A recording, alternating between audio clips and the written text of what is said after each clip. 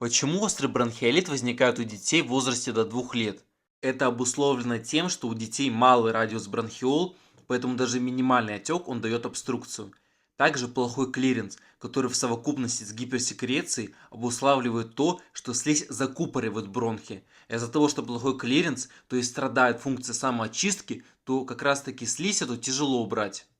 У бронхиол нет хряща и, как следствие, жесткого каркаса.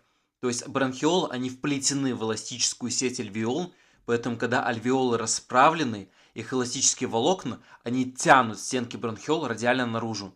Возникает радиальная тяга, то есть механическое действие легочной паренхимы на стенки мелких дыхательных путей, которые удерживают бронхиолы открытыми, особенно на выдохе. Однако у детей раннего возраста меньше альвеол и меньше развит эластический каркас легких, поэтому легче возникает коллапс бронхиол.